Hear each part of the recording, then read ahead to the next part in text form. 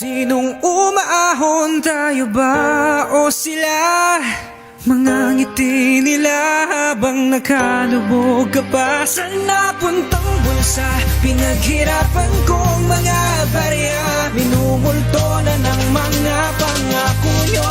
Hoy, makinig kayo. Wala na ang pag-asang makabangon ng Pinas dahil sa mga buwayang alagad ni Satanas. Sila yung mapalamang na di marunong pumarehas, malayang kriminal, mga ungas na mamabata. Sila makapangyarihan, di kayang maparusahan, kaya ninanakawan ng bulsa ng ating bayan. Tara mga kababayan, sama-samang ipaglaban.